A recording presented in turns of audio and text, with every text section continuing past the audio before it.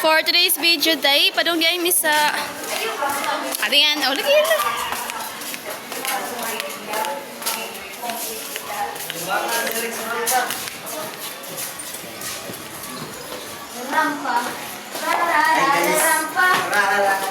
Hi guys!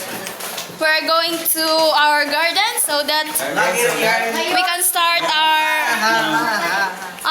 nanonitabog sa nawi. Say hi to my vlog.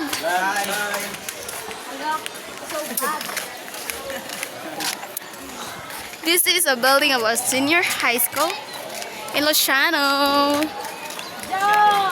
Ako na auto guys. Akong daddy, gikuha ako sa akong daddy. Yes. Ikaw na mag-unit sana. Yes. Tarunga ha, tarunga. Yes. Yes. Bantay. Pero video. Nagmanoy na no. Kasi sarang tayo nag-video no. Edit ko na.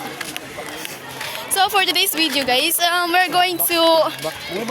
Your mouth is very bad. Ako yung Kami lang ni Kuwani area sa pizza. Sa mga kuwala. Wow, it's a nice... Guys, this is our... Kabantay ka mo sa nangara sa ibang mga nasod. Char. When she looks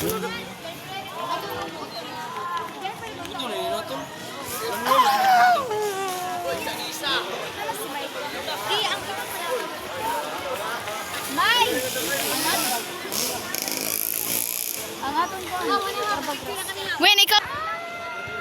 Pataas yun. Oh, wait sa ma'am.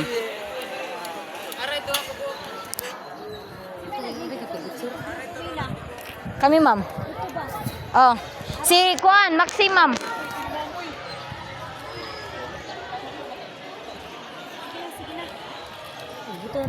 Oh, wait sa. Dito nga ay tinatanggal na namin yung munggo galing sa lupa. Yan yung ginagawa.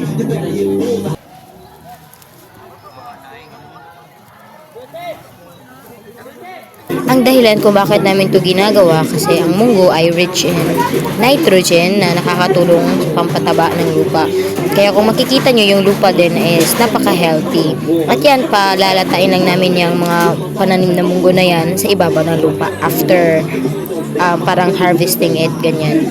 Pero hindi pa harvest yung tawag dito kasi wala naman yung bunga. Kumbaga, ganyan lang din. Parang nag-harvest kumbaga ng mani.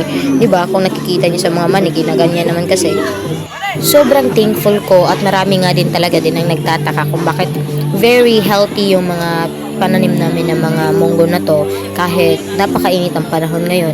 It's of course kasi nga inaalagaan siya. May ano ako noon, kaibigan ako nagsabi na nagtanim kami sa likod ng classroom namin. Namatay nga agad kahit kakatanim pa lang. Sa sobrang init daw ng panahon. Ito na siya, yung mga munggo na kinuha natin, nilagay na natin on top of the soil. At hihintayin natin na ma-decompose na siya after how many days. Didiligan din siya para mabilis yung pag-decompose niya, para mabilis siyang malata. At yan yung process nung tinatanggal pa namin, sinet aside namin bago namin ine-arrange on top of the soil again. So, kung makikita nyo, very healthy na talaga yung mga, diba, yung mga lupa, very buhaghag, porous siya, tapos yung aeration ng soil, kung makikita nyo, ganyan siya. And I'm really sorry kung ito lang kasi hindi na kami nakapag-video ng marami kasi nga we are working, pero after naman nakapag-picture naman kami, kaya ayan, ito mga photos naman na to, ito yung during na tinatanggal pa namin yung mga munggo, yung mga pananim ng mga munggo. I'm very thankful kasi yung panahon ay medyo hindi mainit, ay hindi talaga mainit kasi parang may bagyo daw na paparating, kaya medyo cool, warm, and yung weather. And ito yung munggo namin sa plot namin nung before pa siya tinanggal.